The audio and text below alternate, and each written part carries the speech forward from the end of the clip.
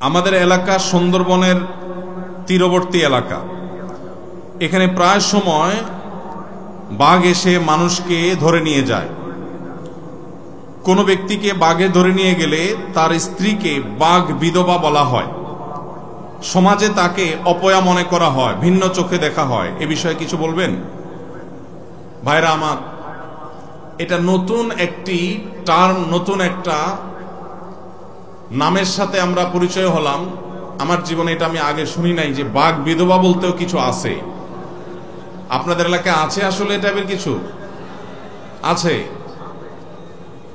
এটা তো আগে কখনো শুনি না আমি। যাই হোক, নতুন করে জানলাম, জানার কোনো শেষ নাই। যেহেতু মাহফিল স্থলের খুব কাছেই সুন্দরবন, খালের অপর প্রান্তেই সুন্দরবন, অতএব বাঘ আপনাদের এলাকায় অনেক সময় ঢুকে পড়ে, হামলা করে গরু ছাগলের উপরে, মানুষের উপরে। কোনো মানুষকে যদি বাঘ থাবা দিয়ে ধরে নিয়ে যায় বা মেরে ফেলে, তার স্ত্রীকে বাঘ বিধবা বলুক আর অন্য যে কোনো নাম বলুক, যদি তার স্ত্রীকে অপয়া মনে করা হয়, যদি মনে করা হয় কুফা, সে মানুষ ভালো না, সেজন্য তার স্বামীকে বাঘে খেয়ে ফেলছে, এরকম যদি কেউ মনে করে, তাহলে সে কবিরা গুনায় লিপ্ত। এবং এটা ভয়ঙ্কর একটা অপরাধ। আমরা এতক্ষণ মানুষের অধিকারের কথা বলছিলাম। একজন নিরপরাধ মানুষকে যদি আপনি অপরাধী বলেন, তাহলে কি তার অধিকার নষ্ট হয় না? হয় না? কোন মানুষকে যদি আপনি খারাপ বলেন অথচ সে খারাপ না, তাহলে আপনি তার অধিকার নষ্ট করলেন।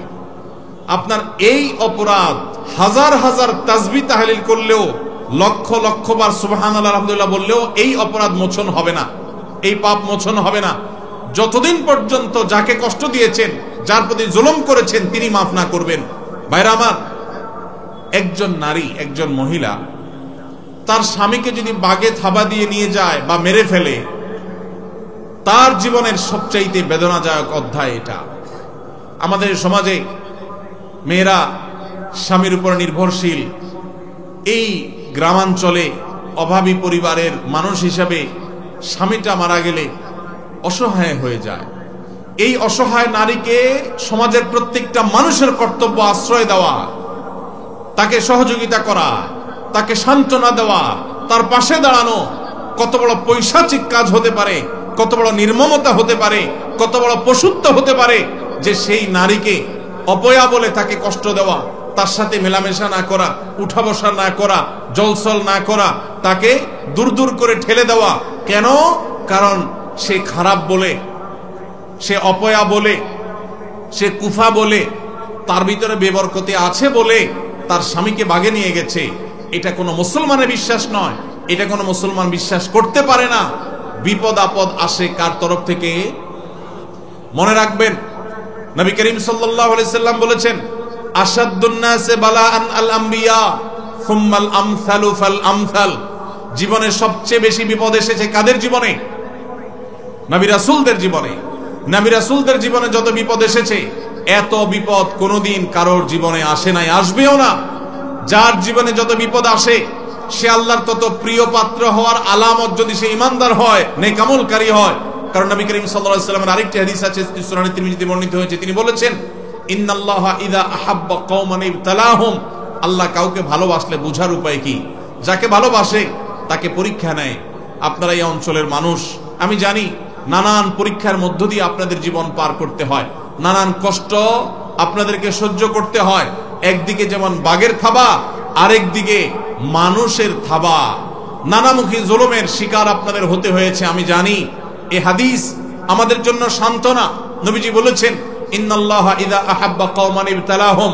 আল্লাহ যখন কোন সম্প্রদায়ের মানুষকে, কোন এলাকার মানুষকে, কোন জাতিকে আল্লাহ যখন ভালোবাসেন, তখন তাদেরকে পরীক্ষায় ফেলেন।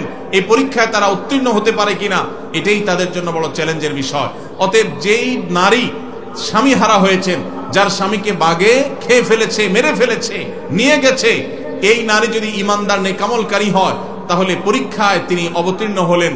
এই পরীক্ষা অবতীর্ণ হওয়ার মধ্য দিয়ে তিনি আল্লাহর প্রিয় পাত্র হওয়ার সম্ভাবনাকে জিয়ে রাখলেন। সব ক্ষেত্রে এটা জরুরি না যে বিপদ আসলেই তিনি আল্লাহর প্রিয় পাত্র হবেন। অনেক খারাপ মানুষের জীবনে বিপদ আসে, কিন্তু বিপদ আসছে দেখে তাকে খারাপ মনে করা, এটা কুসংস্কার, এটা ঈমানের সাথে সাংঘর্ষিক বিষয়।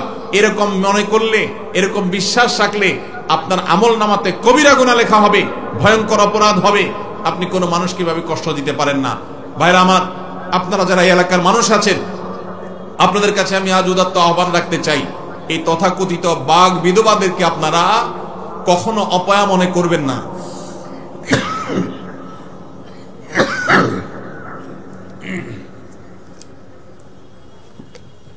কখনো তাদেরকে দূরে ঠেলে দিবেন না, তাদেরকে দূর দূর করবেন না, চেষ্টা করবেন তো ইনশাআল্লাহ। এই নারীদেরকে সম্ভব হলে সান্ত্বনা দিবেন, সম্ভব হলে তাদেরকে আশ্রয় দিবেন, তাদেরকে আপন করে নিবেন, তাদেরকে বুঝাবেন আমাদের সমাজে শুধুমাত্র এই বাঘ বিধবাই নয়, অনেক নারীরা আছে যারা তাদের স্বামী কোনোভাবে মারা গেলে মনে করা হয় এই মহিলা ভালো মানুষ না, কেন তার স্বামী মারা গেল। কোন স্বামী মারা যাওয়ার সাথে কোনো মহিলার ভালো বা খারাপ মানুষ হওয়ার কোনো সম্পর্ক নাই। ভালো মানুষের জীবনে বিপদ আসে না, বরং আরো বেশি আসে।